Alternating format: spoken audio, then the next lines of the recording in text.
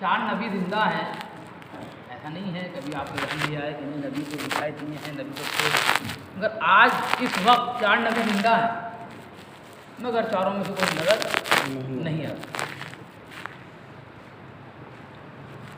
हमारे इमाम गायब, इमाम जिंदा है, 12 इमाम मौजूद हैं, मगर दिखाई नहीं देता। फरिश्ते किसी ने देखा, गायब है। हूरे गायब है, जन्नत गायब है, जहन्नम गायब है। यानी हर अजीम हस्ती को अल्लाह ने गायब रखा, हर अजीम चीज़ को अल्लाह ने गायब रखा, हर अजीम हस्ती को अल्लाह ने गायब रखा। तो फिर अल्लाह ने माँ बाप को सामने क्यों रखा? सोचने वाली बात है। माँ बाप की बहुत अजीम हस्ती है, अल्लाह ने माँ बाप को सामने क्यों रखा? भाई ऐसा होता कि बच्चा दुनिया में आता, अल्लाह माँ बाप को गायब कर देता, और अल्लाह कादिर है, कुदरत रखता है, बगैर माँ बाप के बच्चे को पाल सकता है, और अल्लाह ने पाला भी है। आप तारीख को पढ़िए, और आज भी अगर आपने देखा होगा, पता चला कि बचपन में ही माँ बाप चले गए हैं, बच्चे को पाल देता है, इसी ज़रिए ही पाले। तो अल्लाह तो कादिर है, कुदरत रखता है, मगर अल्लाह ने माँ बाप को सामने क्यों रखा? कभी आपने गौर करी, कभी सोचा? मैं बचपन से सोचता हुआ आ रहा था, मगर जब मैंने दुनिया को देखा, किताबों का मुताला किया और दुनिया को देखा, तो एक ही लफ्ज़ कहते हुए देखा, परवरदिगार हमें मोहम्मद मुस्तफ़ा के दौर में पैदा करता, हम उनकी खिदमत करते, हम उनकी इताअत करते, हम उनकी हर बात को मानते, हम कभी उनकी बात को न टालते। या परवरदिगार हमें अहले बैत के दौर में पैदा करता, हम उनकी इताअत करते, हम उनकी बात मानते, हम उनकी हर बात को एक्सेप्ट करते। या परवरदिगार इमाम को भेज दीजिए, या परवरदिगार इमाम को भेज दे, हम उनकी इताअत करेंगे, हम उनकी खिदमत करेंगे, हम उनकी हर बात को मानेंगे। तो अल्लाह ने माँ बाप को सामने इसलिए रखा कि देखो ये तुम्हारे दोनों माँ बाप हैं, तुम बड़े कह रहे हो, दावे बहुत करते हो कि हम मौला के चाहने वाले हैं, हम मौला की हर बात को मानेंगे, हम मौला की हर बात को एक्सेप्ट करेंगे। तो ये तुम्हारे सामने दो माँ बाप हैं, जिनकी वजह से तुम्हारा वजूद है। अगर तुम अब इनकी इताअत करोगे तो अपने इमाम की इताअत करोगे, अगर तुम इनकी बात मानोगे तो अपने इमाम की बात मानोगे। जो बंदा अपने माँ बाप का नहीं हो सकता तो इमाम का क्या होगा? जो बंदा अपने माँ बाप का नहीं हो सकता तो इमाम का क्या होगा? सलावत है मोहम्मद।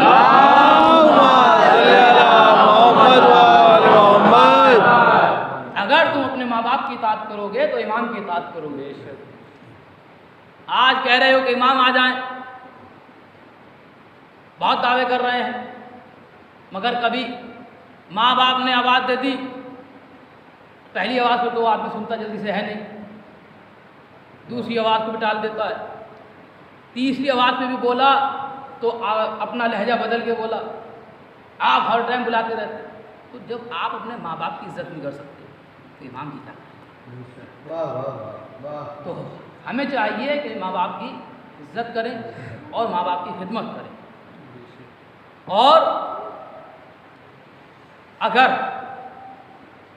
माँ बाप दुनिया से चले गए हैं और उनकी नमाज क़ज़ा हैं, तो चाहिए बड़े बेटे को कि वो नमाज़ पढ़े। बड़ा बेटा नहीं पढ़ रहा तो छोटा पढ़ सकता है, बड़े पर वाजिब है, मगर ये नहीं है कि सिर्फ वही पढ़े उस पर वाजिब है, तो छोटा कर सकता है। और अगर आप खुद नहीं कर सकते हैं तो आप जो है उनकी नमाज़ें, उनके रोज़े आप उजरत दे के रखवा सकते हैं, किसी से भी रखवाइए, मगर हमें उनके तमाम फ़ेल को अंजाम देना चाहिए। और अगर किसी के माँ बाप अपनी औलाद से नाराज़ होकर दुनिया से गए हैं तो उसे चाहिए कि वो कब्र पे जाए, तौबा करे, माफ़ी मांगे और उनके लिए ज़्यादा से ज़्यादा इसाल करे, नमाज़ें पढ़े, कुरान पढ़े। क्योंकि अगर माँ बाप बंदे से नाराज़ हैं तो फिर बख्शिश का कोई ज़रिया नहीं है।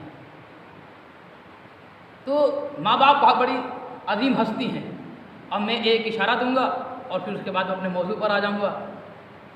जनाब यूसुफ पूरा वाक़या आपको सुना हुआ है। जनाब यूसुफ और जनाब याकूब अल्लाह के नबी हैं, जनाब याकूब बाप हैं, जनाब यूसुफ बेटे हैं। मगर दोनों नबी हैं। जनाब याकूब के 12 बेटे थे, जिसमें एक माँ से 2 भाई थे, एक जनाब यूसुफ थे, एक इनके सगे भाई थे, और 10 बेटे अलग माँ से थे। 12 के 12 भाई थे, मगर जनाब यूसुफ को जनाब याकूब नबी होने की वजह से ज़्यादा मानते थे। ऐसा नहीं है, नबी तो सबको बराबर मानता है, मगर उन 10 बेटों को ऐसा लगता था कि हमारे वालिद जो है वो हमें कम मानते हैं और इन्हें ज़्यादा तरजीह देते हैं। इसकी बिना पर ये 10 बेटे जनाब यूसुफ के दुश्मन हो गए। पूरा वो वाक़या आपका पढ़ा हुआ है और सुना हुआ होगा, माशाल्लाह मुझसे बेहतर जानते हैं, बुजुर्ग यहाँ मौजूद हैं। मैं तो एक सबक दोहरा रहा हूँ जो आपके सामने पढ़ रहा हूँ, तारीख को आपके सामने दोहराने की कोशिश कर रहा हूँ। जनाब यूसुफ के दुश्मन हो गए। उन्होंने जनाब याकूब जनाब यूसुफ को बाहर जाने नहीं दिया करते थे, क्योंकि वो जानते थे ये 10 बेटे जो हैं मेरे बेटे के यूसुफ के दुश्मन है। मगर एक वक्त वो आया कि इन बेटों ने 10 के 10 बेटों ने जनाब याकूब के पास आए और कहा कि हमारे साथ इनको भेज दीजिए, हमारे साथ इनको बाहर भेज दीजिए, तिजारत करने के लिए भेज दीजिए। आखिरकार जब इन्होंने ज़्यादा इसरार किया तो ये जनाब याकूब राज़ी हो गए, मगर ये ले गए। मगर जनाब याकूब का दिल मुतमईन नहीं था, ये ले गए और इन्होंने जाने के बाद क्या किया, जनाब यूसुफ के हाथ पांव बांधकर कुएं में डाल दिया।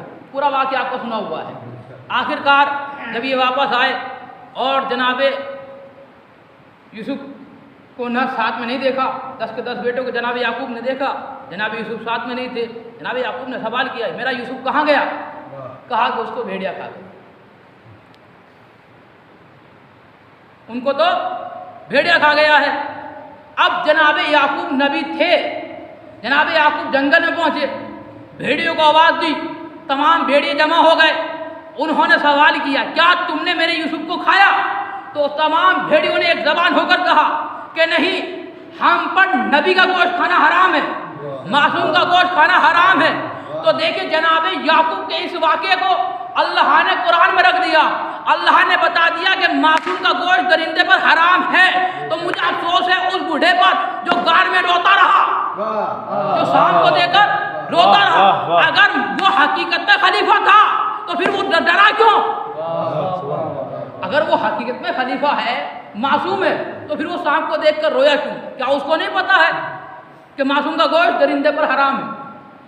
मगर जनाब याकूब के बेटे जनाब यूसुफ को कुएं में डाल दिया गया। आखिरकार एक शख्स आया, उसे निकाला, वो आखिरकार मिस्र के बाज़ार में जनाब यूसुफ बिकने लगे। मुझे पूरा वाक़या नहीं पढ़ना है, एक इशारा देना है। अब जनाब यूसुफ जब मिस्र के बाज़ार में बिक रहे थे, आखिरकार एक वक्त वो आया कि अल्लाह ने जनाब यूसुफ को मिस्र का बादशाह बना दिया। देखिए ये है अल्लाह की कुदरत। यही यूसुफ हैं जो मिस्र में पहले बिक रहे थे, फिर जनाब यूसुफ को अल्लाह ने बादशाह बना दिया। अब बादशाह बन गए जनाब यूसुफ और कहत पड़ गया पूरी दुनिया में, एक दाना नहीं उड़ा। आखिरकार जो 10 बेटे, जो 10 भाई दुश्मन थे जनाब यूसुफ के, इनको भी जनाब यूसुफ के दर पर झुकना पड़ा। ये अल्लाह की कुदरत है कि अल्लाह कहाँ किसको झुका दे। कभी भी इंसान घमंड नहीं करना चाहिए। आज आपके पास माल है, हो सकता है कि कल उस गरीब के पास माल हो जाए और आप के पास माल खत्म हो जाए। अल्लाह ना करे किसी के पास ऐसा हो। तलावात भेजे मोहम्मद वाले। तो अब ये 10 के 10 बेटे भी झुके आए। जनाब यूसुफ ने अपने भाइयों को पहचान लिया। जनाब यूसुफ ने 10 के 10 भाइयों को लिया और अलग हुजरे में ले गए, जहाँ जनाब यूसुफ ने तस्वीरें लगवा रखी थी। कोई कुएं में डाल रहा है, कोई हाथ बांध रहा है, चेहरा नहीं दिख रहा था, महन इस अंदाज की तस्वीरें थी। अब ये खाना खा रहे हैं और देखते हुए जा रहे हैं, ये तो हमने किया, ये तो हमने यूसुफ के साथ ऐसा किया था। अब इन्हें नहीं पता है कि ये जो यूसुफ जो मसलन बादशाह है, ये हमारा भाई यूसुफ है। इनको मालूम नहीं है, ये पहचान नहीं पा रहे हैं। आखिरकार जब इन्होंने खाना खा लिया और इन्हें वापस करने लगे तो जनाब यूसुफ ने इनको माल डबल दिया और कहा कि ये बताइए कि आपके वालिद ज़िंदा है? कहा ठीक है बिल्कुल, मगर वो तो हमारे एक भाई हमसे जुदा हो गए थे, उनकी गम में उनकी आँखें, उनकी बिनाई चली गई है। वो नाबीना हो गए हैं। कहा कि अच्छा ये कुर्ता ले जाओ और ये जाकर अपने वालिद को दे देना, और अगली बार जब आना तो अपने वालिद को साथ लेकर आना।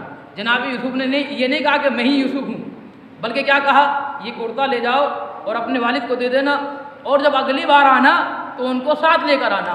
बोले कि नहीं वो आ नहीं पाएंगे। बोले कि नहीं आप लेकर आइए, उनको लेकर आइएगा। आखिरकार ये 10 के 10 बेटे जनाब यूसुफ के कुर्ते को लेकर वापस आ गए। और जब ये वापस आए और इन्होंने जनाब याकूब से पूरा माजरा बताया और कहा कि उन्होंने कुर्ता भी दिया है। अब जैसे ही जनाब याकूब ने उस कुर्ते को लिया और अपने चेहरे से मस किया, जैसे ही कुर्ते को लिया तो खुशबू उसमें जनाब यूसुफ की आ रही थी। अपने चेहरे से मस किया तो जो बिनाई चली गई थी वो लौट आई। ये था जनाब यूसुफ के कुर्ते का कमाल। जनाब यूसुफ के कुर्ते ने कमाल क्या किया, कहा कि जनाब याकूब जैसे नबी की बिनाई को लौटा दिया। आज लोग हम पर एतराज़ करते हैं कि भैया ये अलम के पट्टे को अपने चेहरे से क्यों मस करते हैं। अरे जब यूसुफ के कुर्ते में ये कमाल है कि एक जैसे नबी की बिनाई को लौटा सकता है, तो जो मौला यूसुफ का भी मौला हो तो उसके अलम का कमाल क्या होगा।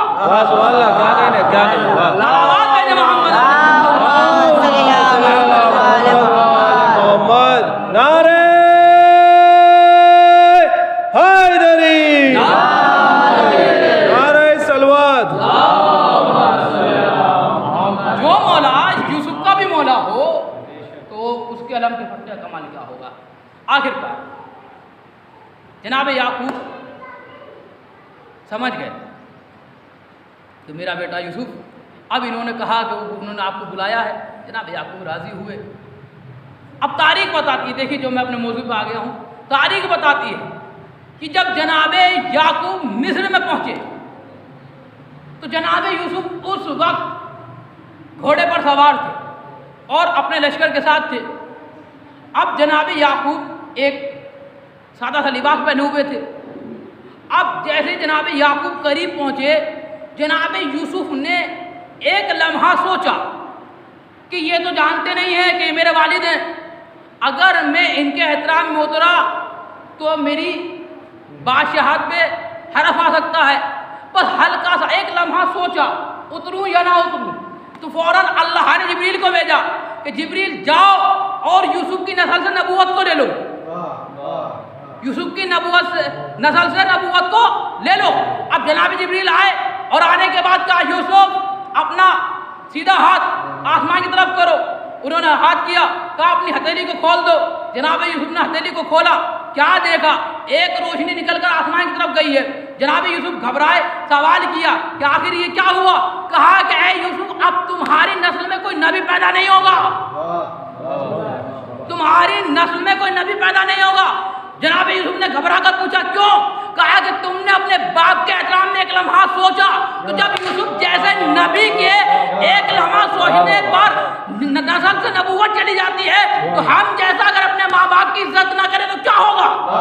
क्या कहने, सलावत भेजे मोहम्मद वाले हम जैसा गुनहगार इंसान अगर अपने माँ बाप की इताअत ना करे, इज्जत ना करे तो क्या होगा। तो हमें चाहिए कि अपने माँ बाप की इज्जत करें, इताअत करें और उनकी कज़ा नमाज़ों को पूरा करें, कुरान पढ़ें, इसाल करें ज़्यादा से ज़्यादा। और अगर आप नहीं कर सकते हैं तो आप उजरत दे के कराएं। मगर